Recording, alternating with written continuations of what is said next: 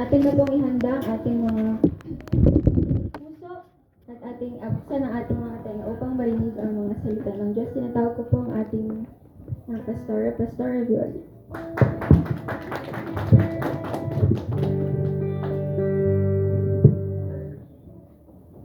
Naimbag na aldaw tayo amin. Jesus loves you. Hallelujah. Amen. Let's open our Bible in the book of John, chapter 4, verse 1 to 26. The Pharisees heard that Jesus was gaining and baptizing more disciples than John, although in fact it was not Jesus who baptized, but his disciples. When the Lord learned of this, he left Judea and went back once more to Galilee. Now he had to go through Samaria. So he came to a town in Samaria called Sychar, near the plot of ground Jacob had given to his son Joseph. Jacob's well was there, and Jesus tried as he was from the journey, sat down by the well. By the well, it was about the 6th hour. When a Samaritan woman came to draw water, Jesus said to her, "Will you give me a drink?" His disciple had gone into the town to buy food. The Samaritan woman said to him, "You are a Jew, and I am a Samaritan woman. How can you ask for a drink?" For Jews do not associate with Samaritans. Jesus answered her, If you knew the gift of God, and who it is that asks you for a drink, you would have asked him, and he would have given you living water." "Sir," the woman said, "you have nothing to draw with, and the well is deep. Where can you get this living water? Are you greater than our father Jacob, who gave us the well and drank from it himself, as did also his sons and his flock and herds?" Jesus answered, "Everyone who drinks this water will be thirsty again. But whoever drinks the water I give him will never thirst. Indeed, the water I give him will become in him a spring of water welling up to eternal life." Praise God. The woman said to him, "Sir, give me this water so that I won't get thirsty and have to keep coming here to draw water." He told her, "Go, call your husband and come back." "I have no husband," she said. Jesus said to her, "You are right when you say you have no husband. In fact, the fact is you have had 5 husbands, and the man you now have is not your husband. What you have just said is quite true." "Sir," the woman said, "I can see that you are a prophet. Our father worshipped in this mountain, but you Jews claim that the place where we must worship is in Jerusalem." Jesus declared, "Believe me, woman, a time is coming when you will worship the Father neither on this mountain nor in Jerusalem. You Samaritan worship what you do not know. We worship what we do know, for salvation is from the Jew. Yet a time is coming, and now come, when the true worshiper will worship the Father in spirit and truth, for they are the kind of worshiper the Father seeks. God is spirit, in his worshiper must worship in spirit and in truth." The woman said, "I know that Messiah, called Christ, is coming. When he comes, he will explain everything to us." Then Jesus declared, "I who speak to you, I am He."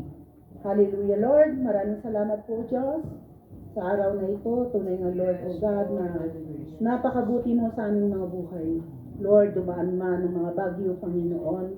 Lord, pero kami ay, Lord, sumasandal sa iyo, nagtitiwala, Panginoon, na hindi mo kami pinabayaan. Maraming salamat po, Diyos, sa protection na yon and guidance, Lord, O God. At hindi mo rin pinabayaan, O God, Lord, ang aming mga pangangailangan. So, sa araw na ito, Panginoon, saliksikin mo ang bawat puso namin. Kung meron kaming kasalanan, Panginoon, Lord, nagawang kasalanan na hindi po kaaya-aya sa iyong harapan, Lord, humingi kami ng kapatawaran, pakalinisin mo kami, dahil ang iyong dugo ay tunay, O God, Lord, na naglilinis hanggang ngayon, Panginoon. For you are the living water, Father, O God, that we will never thirst again because your Spirit is within us, Father God. And hinihiling po namin, Panginoon, ang banal na Espiritu na siyang manguna sa amin, Panginoon. Lord, we declare, O God, that you are the sovereign God. Lord, ipaalala mo sa amin lahat, O God Lord, ang mga bagay na matututunan namin sa araw na ito, Panginoon. Lord, sumasandal kami, sumasandal ako sa iyo. In Jesus' name we pray. Amen and amen. Lord, maraming salamat po, Diyos. Tunay nga na yung binigay ni Brother Jerry sa akin na turmeric ay nagamot yung acidic ko. Yun ang problema ko, mga kapatid, na lagi akong hindi makahinga dahil sa acidic. Tunay nga na yung katawan na ito ay punong-puno ng acidic.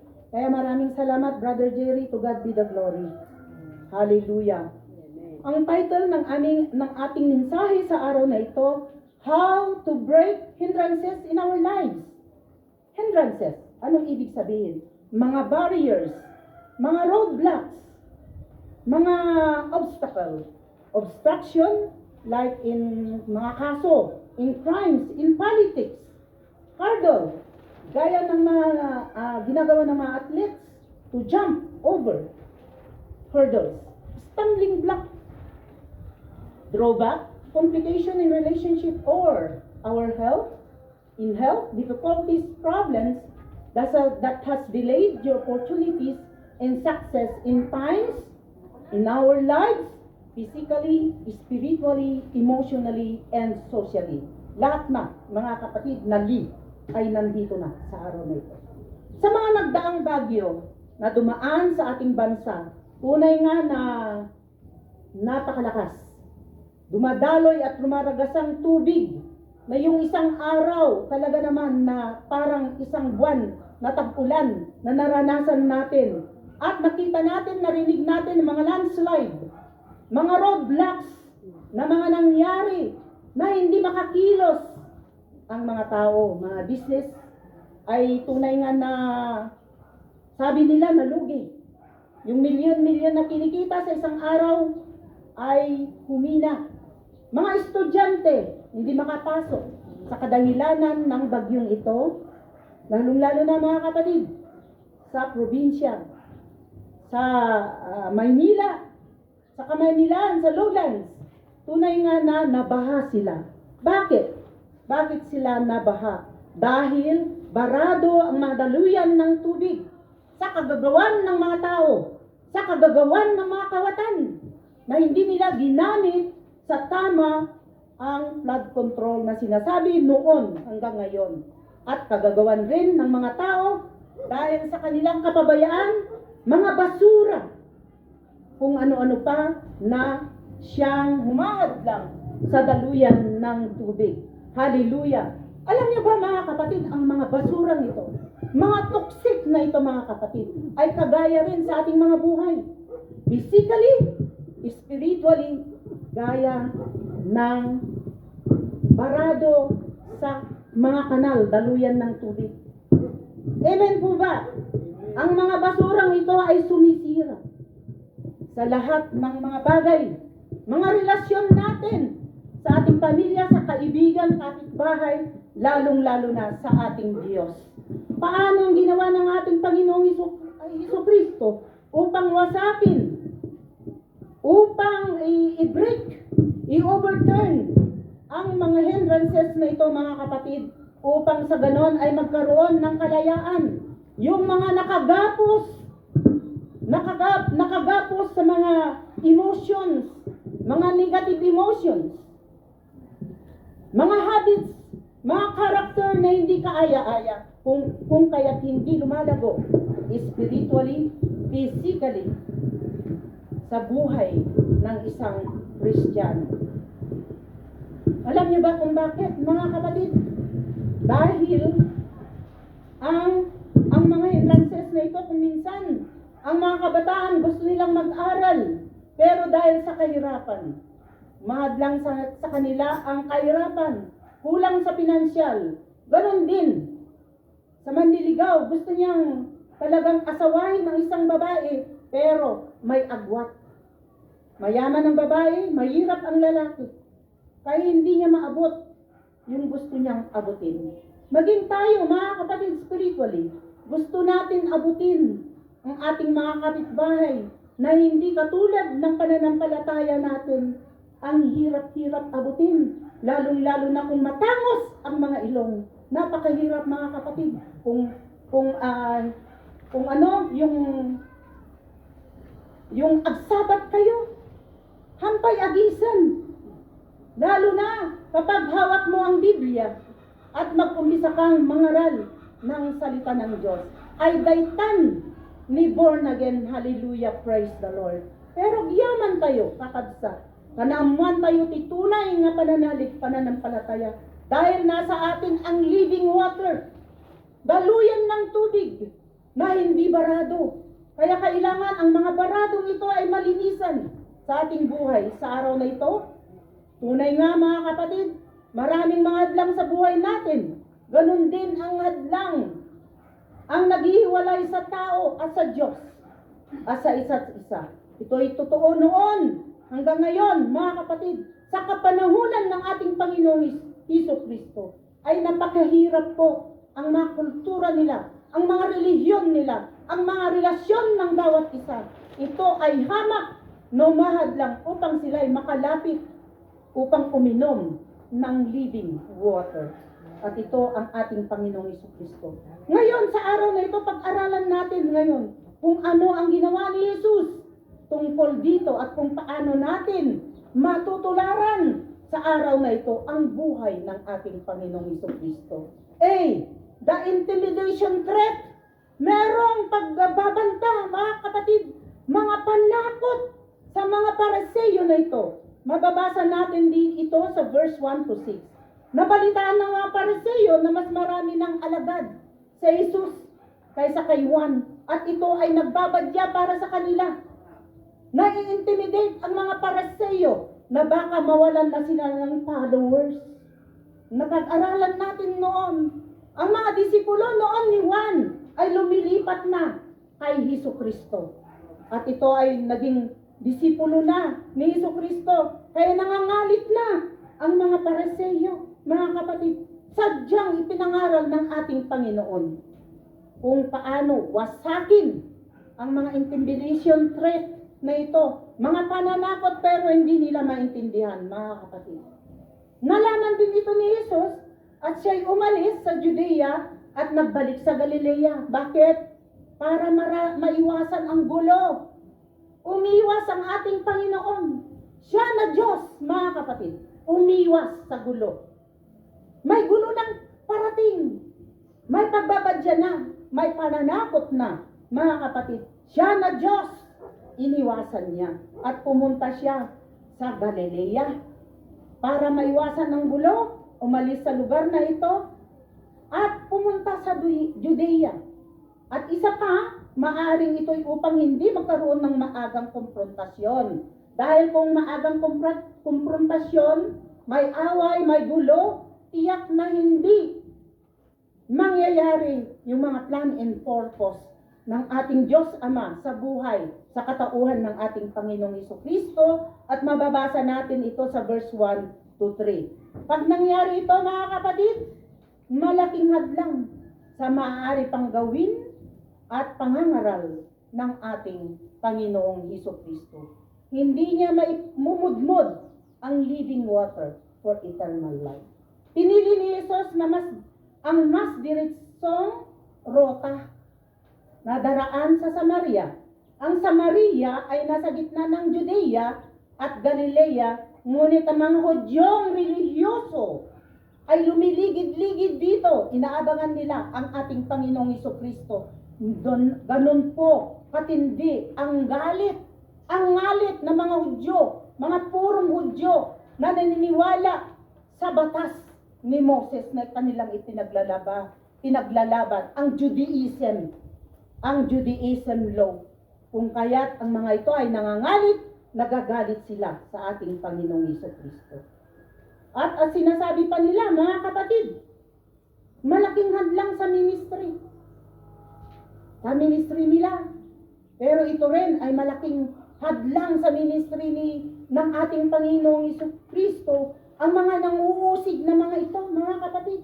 Dahil ang mga ito ay sobrang tapat na ipinaglalaban ang kanilang pananampalataya. Abrahamic law, Mosaic law. Kapag naglalakbay papuntang Galilea, ay nandun ng mga devout Hudyo, mga kapatid. Ayaw ng mga purong Hudyo na mahawa sila dahil ang sinasabi nila marumi. Ang mga Gentile, ang mga Samaritan, yung hindi nila kaanib, mga marurumi, mga makasalanan. Ganon, kahipokrit ang mga tao noon sa kapanahunan ng ating Panginoong Hesus Kristo. Bilang ang mga Samaritano na ito ay mga mistiso, ayaw nilang mahawa. Tingnan ninyo ang mentality ng mga tao na ito. Crab mentality. Hindi na kaso. Puro. Ang dugo ng mga Samaritano, nahaluan na, mga kapatid.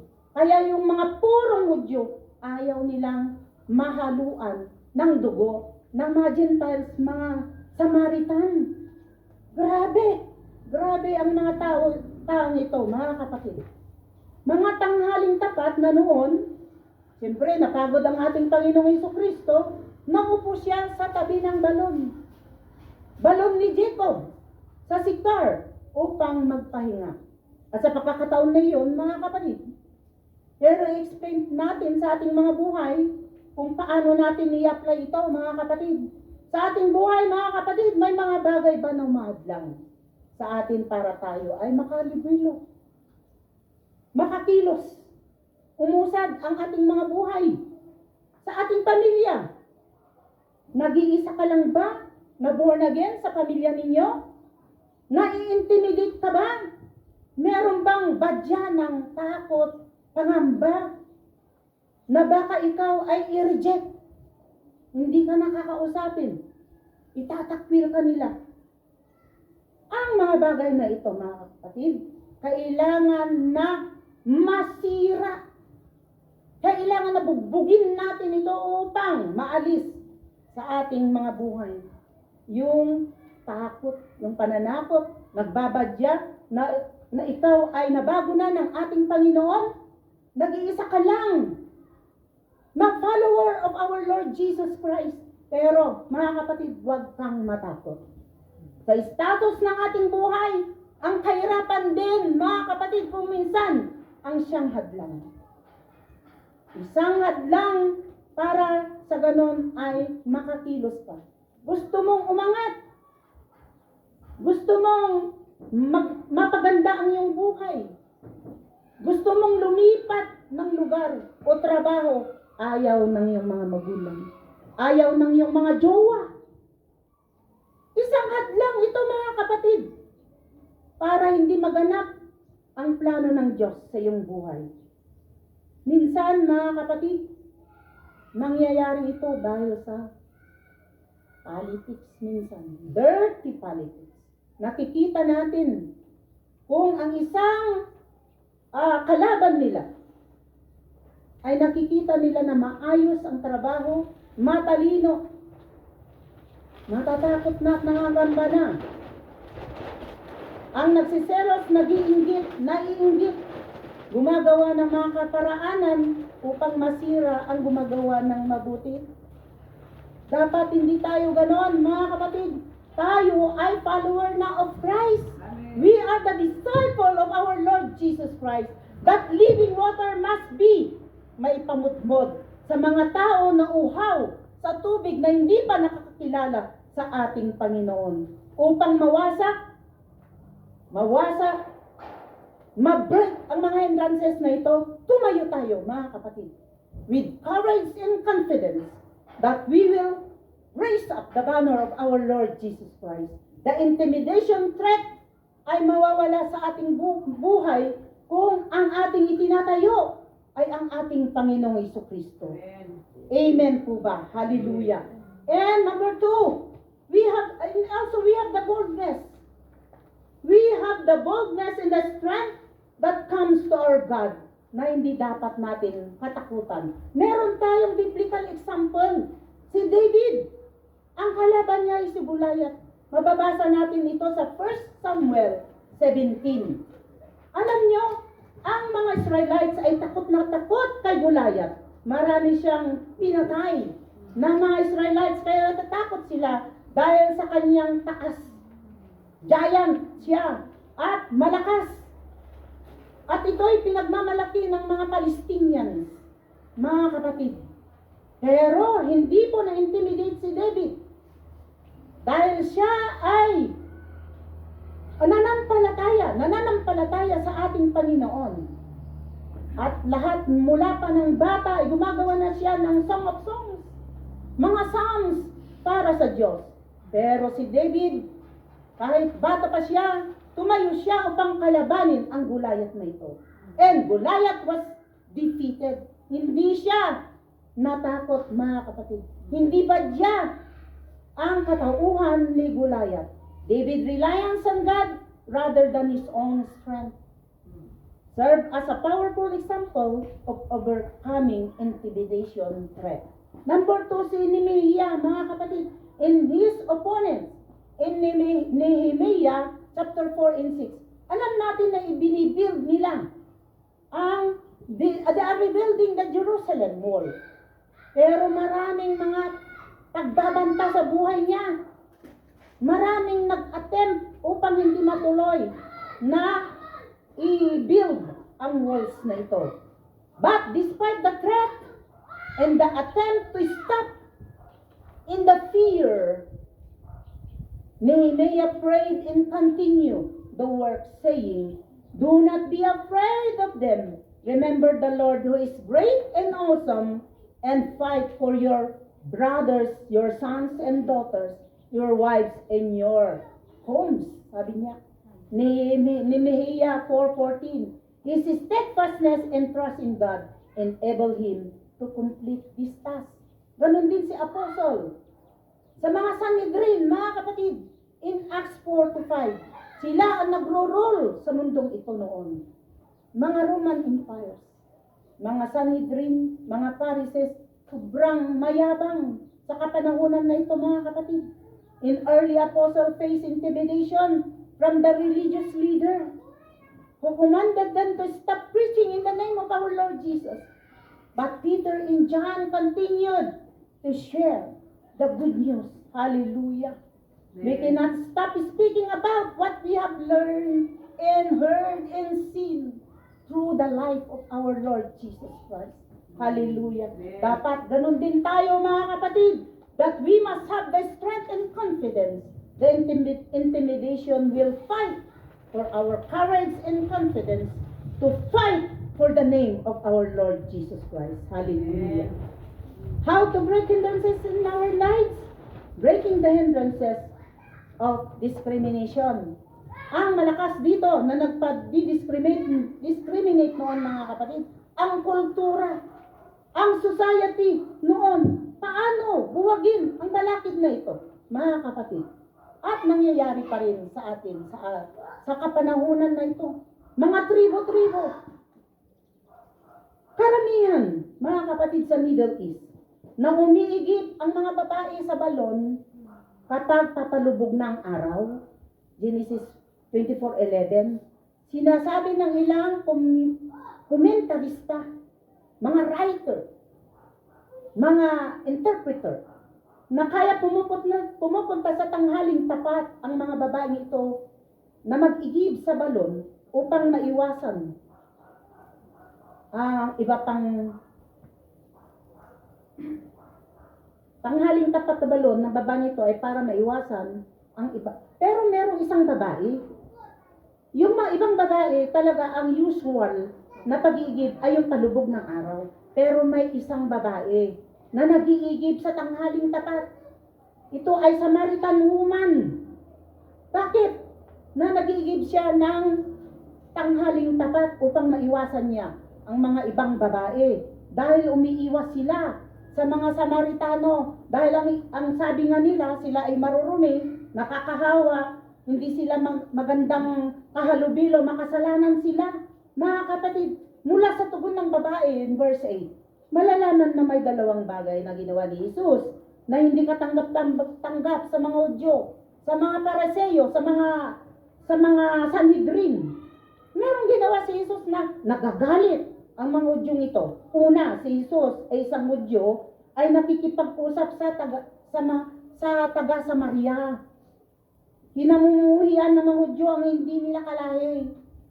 At siyang nakipag-usap sa isang babae, tinuturing ng mga Hudyo na segunda mano. Second class lang mga babae noon, mga kapatid. Lalong-lalo na kung hindi nila kalahi. Napakaliit ang pagtingin nila sa mga babae na hindi nila kalahi. Ay, grabe, mga ito. Hallelujah. Buti na lang hindi nangyayari sa lugar na ito. Hallelujah. Sa mga kasunod na talata, in verse 17 to 18, malalaman natin na may isa pang di katanggap-tanggap na ginawa ni Jesus. Ang kausapin ang babae. Dapat ang mga Hudyo, mga Diyo ay hindi dapat na nakikipag-usap sa mga babae. Ang pakikipag-usap sa isang babae ay may masama reputasyon. Grabe, to overcome hindrances of discrimination requires transformation of the heart, mind, and action. It involves the actively practicing love. Pero kung wala kang love sa isang tao, hindi ka makalapit, di po ba? Kung may lumalapit sa iyo na lalaki at sinasabi na gusto kita, pag ayaw mo, nilalayuan mo, di po ba? Mga dalaga, mga binata, kinamumuhian mo. Ganun ang nangyayari dito, mga kapatid. Kaya para mabugbog at mawalis ang hadlang na ito, kailangan na magkaroon tayo ng pag-ibig daw. Mercy. Kailangan na with all of our hearts, nagkaroon ng pagbabago. Binago na tayo ng ating Diyos, kaya wag tayong mamili ng mga tao na ating nilalapitan. Mark 12, verse 30 to 31, it says, love the Lord with all your heart, with all your mind, with all your soul, and with all your strength. The second is this, love your neighbor as yourself. There is no commandment greater than this. Love your neighbor as yourself. Treat others as you wish to be treated, and recognize that God shows no favoritism. Sa school, mga bata, my students, meron pa bang favoritism? Noong kapanahunan ko, kahit tabid, laging last yung mga test paper. Hala, may honor. Kasi anak ng maestra. Ikaw na hirap na mag-aral.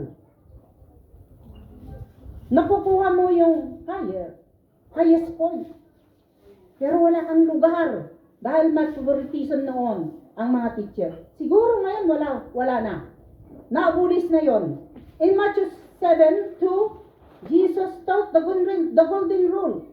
So whatever you wish that others would do to you, do also to them. For this is the law and the prophets. Means treating everyone with the same kindness and respect you would want for yourself. Na hindi kagaya noon, mga kapatid, grabe ang discrimination ng kapanahunan ng ating Panginoong Jesucristo. Alam niyo kung bakit pumunta dito ang ating Panginoon? Upang ituwid ang mga bagay na ito. Hindi niya winasak, hindi niya inabulis. Dahil lalo pa silang magagalit ang mga Diyos na ito. Kaya ang ginawa niya, itinuwid niya at lalo pa niyang pinaganda yung 10 Commandments, 2 na lang. Yan. Love the Lord with all your heart, with all your soul. Di po ba, mga kapatid? At wag tayong maging no partiality.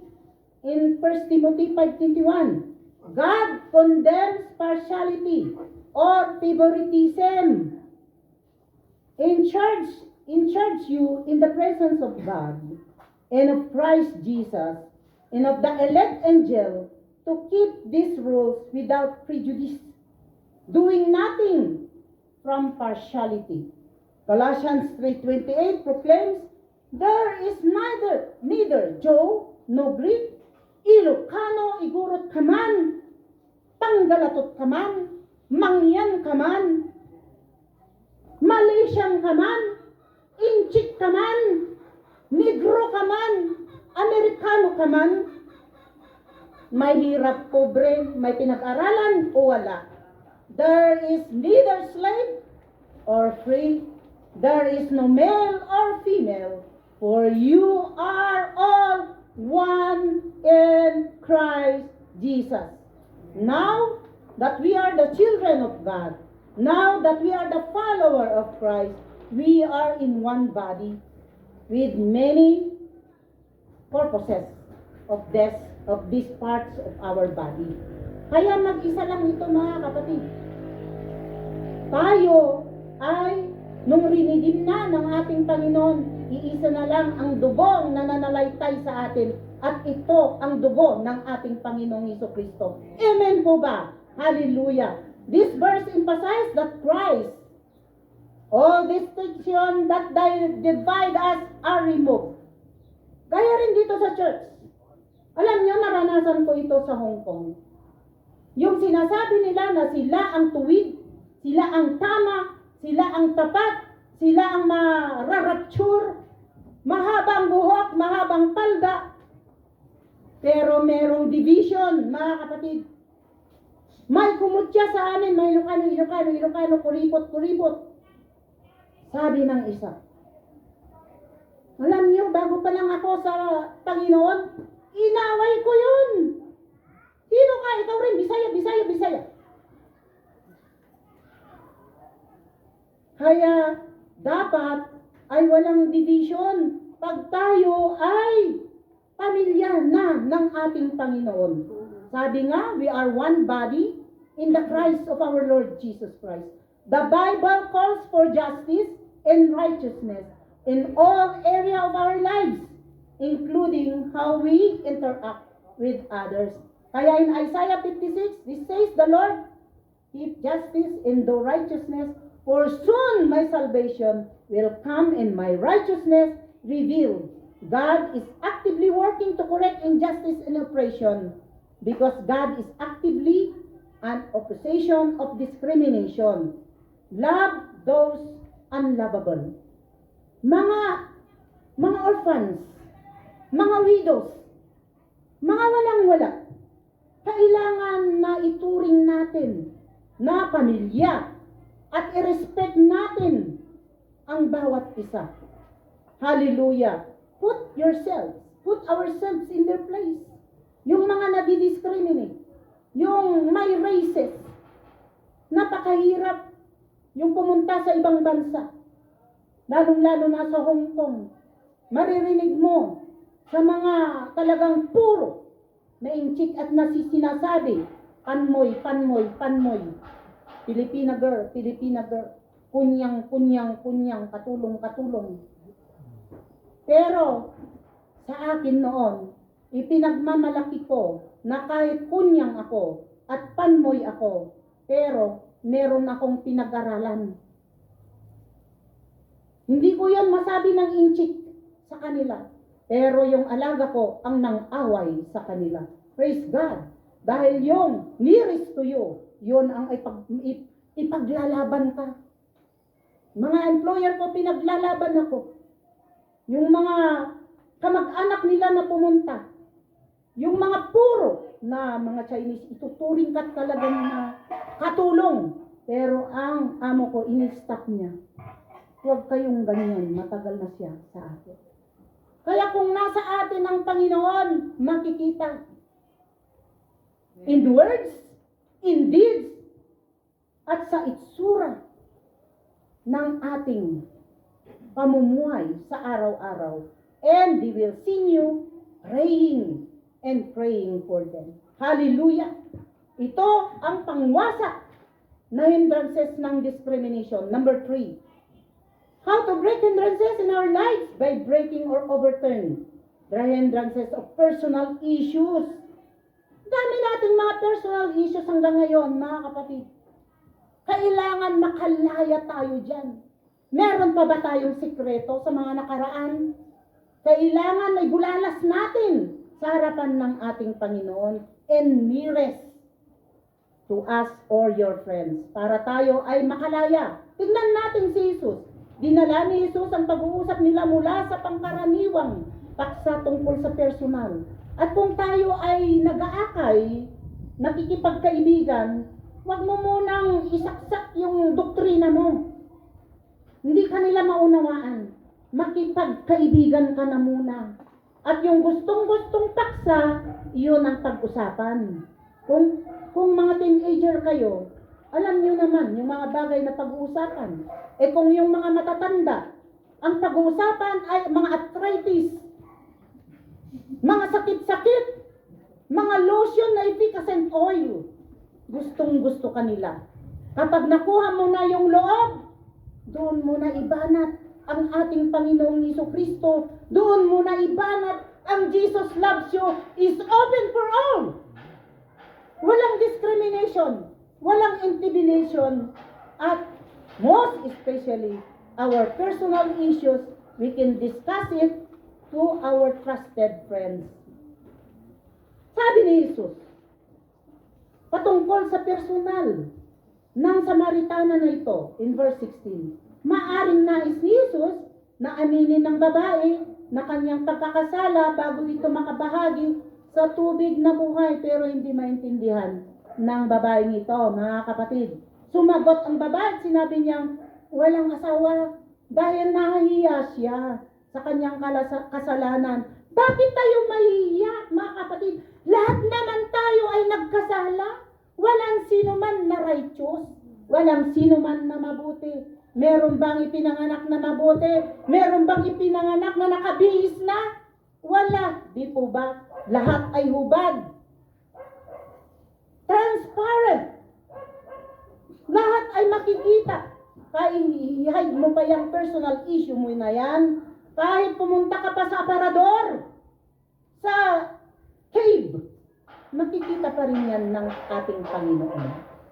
So, ang sitwasyon na ito, mga kapatid, na sinabi niya na wala siyang asawa, sinabi ng ating Panginoon, oo, wala kang asawa. At yung pinakasama mo sa kasalukuyan ay hindi mo asawa. Oo nga, dahil ang ibig sabihin ng babae siya ay nahihiya. At ipinaliwanag niya tungkol sa buhay ng babae. Napagwari ng babae na si Jesus ay hindi isang karaniwang tao lamang dahil alam niya, nalalaman niya. Kaya, kung meron tayong inililihim na kasalanan, alam niyan ng Diyos. Kaya ngayon pa lang, humingi na tayo ng kapatawaran. Upang sa ganon, pagbalik niya ay handang-handa tayo. Sayang yung mga pinagpaguran natin. Sayang yung mga inaalay natin na mga awit. Sayang yung pag-aaral natin ng salita ng Diyos. Habang alam natin na tayo ay minsan hindi natin alam na tayo pala nagkakasala. Nagkasala man tayo, hindi. Magpakalinis tayo sa ating Panginoon. Hallelujah. The importance of living a life reflect God's character and goodness. It doesn't explicitly state that God is not concerned in our reputation. Dahil ang sinasabi, walang reputasyon sa ating Panginoon. Alam niyo ba kung may reputasyon, mamimili na yan. Lahat tayo ay walang reputasyon. Pero, tayo na ay nakakilala sa ating Panginoon, kailangan na ipursu natin na magkaroon ng magandang reputasyon dahil bihis na bihis tayo sa pangalan ng ating Panginoong Hesus. Ang identity natin ay follower of our Lord Jesus Christ na. Hallelujah! We are no longer pag-aari ang katawan na ito, ang kaluluwang ito, pag-aari na ng ating Panginoon. Hallelujah! So, dapat ang mga personal issue na ito, mga kapatid, kung hindi man ninyo maisabi sa mga kahit na friend mo, para nakalaya ka lang, kapatid. Dapat ay isabi mo yan sa most trusted. Pag-pray mo yan, kung sino, dahil minsan napakahirap din yun. Pag nag-away na kayo, kahit Kristiyano, ay ganito siya, ganito.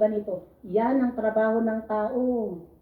Yan ang trabaho ng hindi pa nakakilala sa ating Panginoon. Sisirain at sisirain ka. Lahat ng sekreto ng buhay mo ay ilalabas niya. Pero sa atin na nakakilala na sa ating Panginoon, ingat na tayo. Dahil hindi na tayo We are living now in the light, sabi nga kanina sa ating pag-aaral. We are no longer living in the darkness. Hallelujah. 2 Corinthians 12:9-10 remind us that God's strength is made perfect in our weaknesses. Hallelujah. We must break those negative patterns, our negative attitudes and characters, and also our feeling, mga kapatid. Cast your cares to our Lord Jesus Christ, for He cares for us. Hallelujah. So meron tayong example dito, mga kapatid, si Joseph. Alam naman natin ang buhay ni Joseph. Si Joseph ay ibininta ng kanyang mga kapatid. Hallelujah.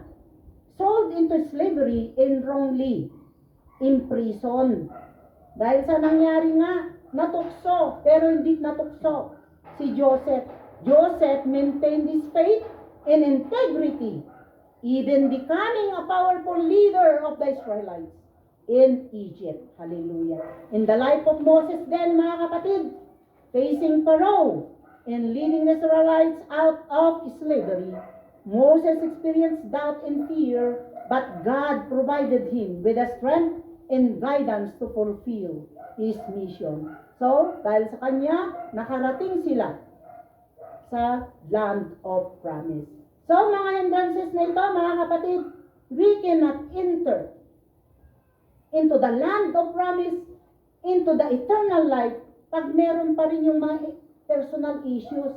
Kasi, ang mga personal na issues na ito ay mahirap. Mahirap nating inakit sa ating Diyos.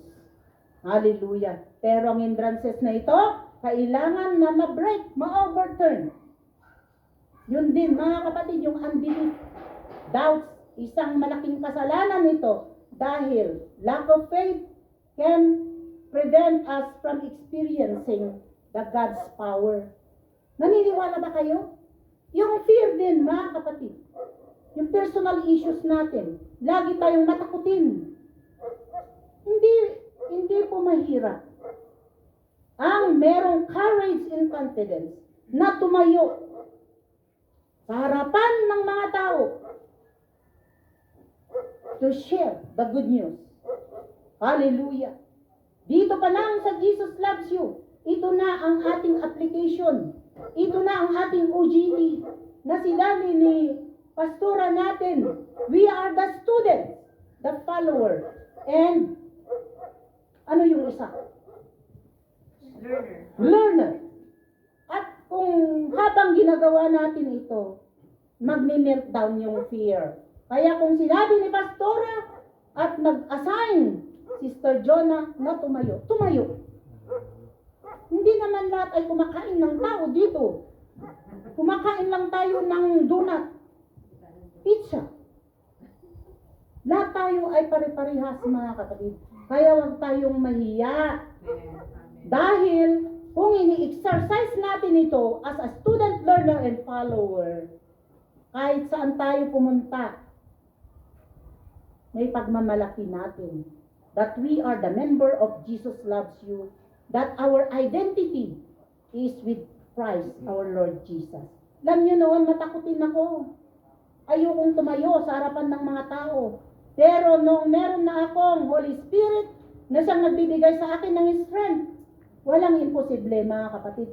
At hindi na ma-stop yung aking bunganga sa kasasalita sa harapan ng tao. Nauumay na rin yung tao na nakikinig sa akin. Pero sinisigawan ko, mga kapatid. Nauumay ka, pero sa YouTube, lagi kang nakikinig. Pero ang ipinababahagi ko sa iyo, ang salita ng Diyos na dapat na maumay. Dahil ang salita ng Diyos ay hindi nakakaumay. Pag sinasabi natin na umay ka na, lalo ba ang ating Diyos na mauumay sa atin ang pagpapala ay nahadlangan para maging successful tayo. Ito na ang pinakahuli para hindi tayo maantok. How to break hindrances in our lives. Ginawa na ito ng ating Panginoong Jesucristo. Breaking or overturn religious belief. Binuwag ng ating Panginoon ang relihiyon na sinasabi dahil itinuring na babae na propeta si Jesus sapagkat alam nito ang tungkol sa kanyang buhay kahit pa lamang sila nagkita. Verse 19, yun ang first time. Kaya nagsimula siyang magtanong, dito wirang theological na tanong.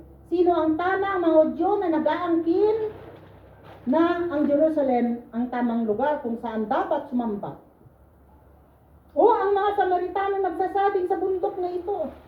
Verse 20. Ang bundok na ito ay maaaring tumutukoy sa bundok Gerizim.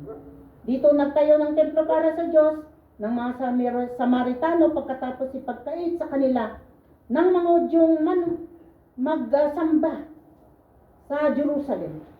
Pero nang nagbalik na sila sa pagkatapon sa Babylonia, ang pagkakataon na ito ay nakibahagi sa muling pagtatayo ng templo sa Jerusalem.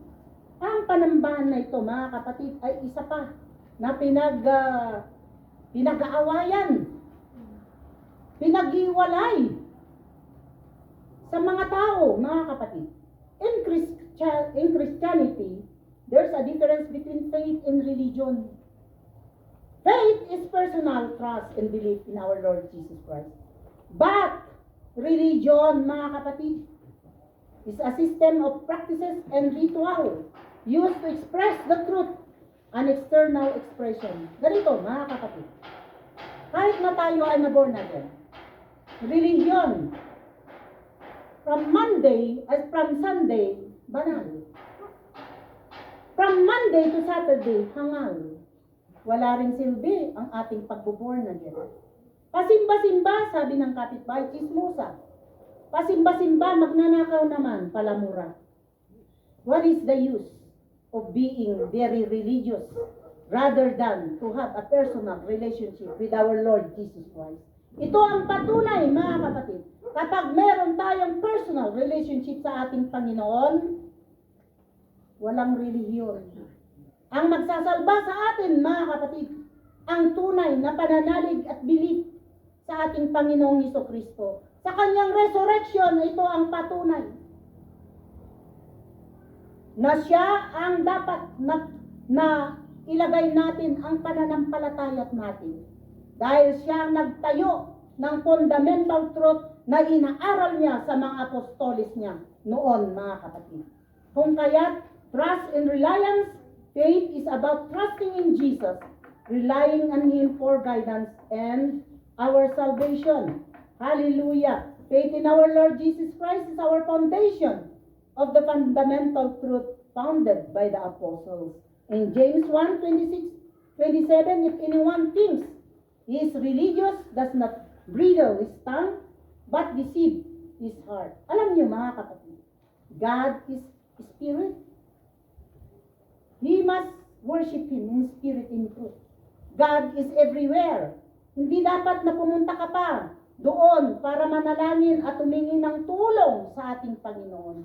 God is everywhere, omnipresent. Hallelujah. God is everywhere. Alam niya ang ating mga pangangailangan, mga kapatid. Kung kaya't ang pagsamba ng Diyos ay kahit na anong oras, kahit na anong lugar, hallelujah, God overturned these hindrances.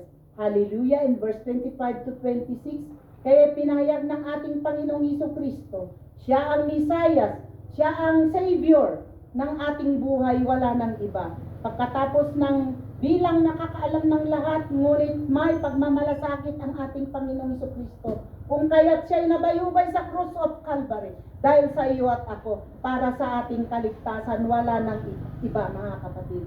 Barriers, mga spiritual blindness. Noong tayo ay bulag, pero nang nakilala natin ang ating Panginoon, we are already spiritual. Our eyes was opened by our Lord Jesus Christ. Rejection of God's authority is abomination to Him. Hallelujah. Kung kaya't ang mga sinasabi natin na mga obstacle na ito, hallelujah, ay winasak na ng ating Panginoon Jesus sa krus of Calvary. Dahil sa Kanya, mga kapatid, ito ay isang tagumpay na ginawa ng ating Panginoong Hesus. At saan pa tayo matatakot? Matatakot ba tayo sa patay? Matatakot ba tayo kung merong mga problema na darating sa ating mga buhay? Meron po tayong Panginoon na siyang magwawasak ang mga hadlang na ito kagaya ng living water. Because of that living water, you will not be thirst again. Dahil ang living water na ito ay dumaloy na sa ating buhay, ang Espiritu ng ating Panginoon ay binago na ang ating Espiritu, ang ating kaluluwa. Kung kaya't yon ang ipagmamalaki natin bilang isang na-born again, bilang isang follower of Christ. Saan pa tayo hahanap, mga kapatid? Bilang ikaw at ako, kailangan na sumandal sa kapangyarihan ng ating Panginoon. We'll all stand up at tawagin natin ang ating pastora. Hallelujah. Praise God. Lord Jesus. Hallelujah. Yaman tayo ti Apo, tumakder tayo amin. Kararag tayo ti panagyaman. Hallelujah. Kini Apo Dios, nagpintas nga sa uti Apo, nga iso nga nangag tayo, nakangag tayo kadagiti examples, Yes, Lord. kadagiti Bible character, basta tinulungan ni Apo Dios kadagiti hindrances ti panagbiagda. Hallelujah. Kastamot ka na tayo nga anak ni Apo Dios iti daytoy panahon. Si Apo iso kumaiti kanayon nga tumulong sa tunggal may sa kada tayo. Tapno Yes, awan kuma Lord. dagiti balin nga lapet iti panagserbi tayo iti Dios sa pagkabalin unay iso na iti Dios nga pagserbian tayo nga ng disipulo sa tunggal may sa kada tayo. Kararag tayo, munay pud karag iti puso tayo related Yes, to Lord. our Hallelujah. messages this morning. Yaman dagiti napidot mo nga mensahe nga para ken ka, ilukat mo kumati puso, ket kunam kini Apo Dios Apo, yaman akti sa nga nangagat. Yes, Ni Lord. ti Sunday school, ingana itatanga divino servisyo. Appreciate ti sa Apo, ket pagbiagak ko ma. Hallelujah, Lord. Ket saan ko lang nga palabsen nga ungaong iti puso no di ket agtalay na ud ka Apo. Tapno agbalin nga badang ken kirib ken pigsak ti panagserbi ken. Yes, Lord. Yaman na ken ka Apo iti daytoy nga bigat. Siga iti Dios nga manakabalin unay. Yaman na karigit sa saom, iso Well, Apo nga Lord, palasat mo kadagiti bibiyag mi iti daytoy nga aldaw. Ket Apo ikararag mi iti daytoy nga aldaw. Siga kadi Apo ti agtultuloy nga agmensahe. Yes, Iti biyag sa tunggal may sa kadakan mo Apo. Hallelujah. Sarun kumadag ito'y Apo Dios nga sasaw. Nga iso Apo nga mangparita kada kami Apo. Tapno agtultuloy kami Apo Dios nga bumilig. Ken rumigtang agserbiken ka Apo. Ita ingana iti masakbayan ti panagbiag mi iti rabaw iti daga. Kasyan na kami Apo. Yes, Lord. Tapnoan kumadag iti agbalin nga laped when hindrances ti addang mi Apo nga agturong iti kalat Apo nga nangiplanuang ti biag sa tunggal may sa kadakan. Pakawanin na kami met Apo Dios kadagiti makitam Apo nga laped. Makitam Apo nga niya mandagiti banag Apo Dios nga agbalin Apo nga hindrances iti biag mi ti addang mi Apo Dios. In the name of Jesus, Yes. tikalasag ken pigsami tapno dagitoy makalasag kami Apo. Ket Apo yun not mi dagiti mamiken ka kas makita mi nga sika Apo iti nandiyosan nga Dios iti biag mi sikat mangidadawulo kada Hallelujah. dawaten mi nga rod Apo kas disipulo na kami iti daytoy nga aldaw. Yes. Suro na kami nga rod Apo tapno dagitoy amin nga panagnami diti rabaw ti daga kas naimbag nga isursuro mo enno alagadem Apo Dios. Hallelujah dawaten mi ti nain na langitan nga protection mo sa tunggal may sa kada kami Apo. Samot Lord God papigsaen na kami. Manipod Apo ulo ingana dapan. San lang nga pinapisikalahan nga moray pa iti na espirituan Apo. Tapno dagiti kinaawan gaway mi siya kaniti agbalin ni pigsami Apo Dios. Hallelujah. Yaman kami iti daytoy nga aldaw ket ikararag mi met uray pay dagiti kakabsat mi. Nga daapo nga agladladini iti daytoy nga aldaw ikong sagrar mi kanta. Tagay mi iti Puyasan family. Apo nga iso nga nagpasina da iti daytoy nga biag. San mi nga may dagiti kasapulan da. Ngem si ka nga Dios nga nagbiag, mabalin mo nga damayan, itay pinay nga bundawan. Talag may nga ron daytoy nga pamilya, nga itong tuloy mo, idang haliwliwaan, Apo. Hallelujah, itid mo, iti courage and strength na makatakder da, Apo. Tapno makita da nga, pilikod iti amin, si kalat ta, Apo, ti mapadayawan, ken betisyon. Kararag mi matag iti pamilya, nga saan mi nga nakadwag, Apo, tadda da, Apo, ijay, tapno tumulong da. Makipagrik na, ken kaspasat iti pamilya. Kararag mi ti Bautista family, Gati family. Kararag mi, dagiti pampamilya, Apo, nga daday jay, tapno makipagrik na. Kaya tunto na madamdama, Apo, aramidin, matipasat niya kasi di iglesia, iti daytoy nga iglesia. Father God, idalan mo sa tunggal may sa kadakan. Tapno, Apo, mabalin mi mo't nga iti, dagiti panakipagrik nami kadakwada, Apo Diyos. Hallelujah. Gyaman kami mo't iti daytoy nga iglesia. Iti daytoy nga aldaw, gyaman kami ti presence sa tunggal may sa kadakwada. Kaya samot dagiti kakabsat niya saan nga nakaumay, iti daytoy nga aldaw. Dano namida, Apo Diyos. Hallelujah. Iwa namida, protektara mida. Taplon tuno may nga Sunday, Apo. Awan ton dagiti lapet, ket mabalindan ko makipagmaymay sa manena, makipagdaydayo. Thank you, Father, and we give you all the praise. Yes, Lord. Ibisyon na kami nga rod amin manipod ubing, na tayo nga tutubo, nga na itinataangan. Gawid kami kumaapo, narik namin ti kapyakan, tal na iti puspuso mi. Kaya tunto nagdadanon kami tumanan tuno umay nga Sunday, da kami tumanan na nakaradkad gapuken ka. Inaga ni Apo Jesus, ikumit mi dagitoy. Amen. Okay, yung nalamano tayo kasi sa iti Apo.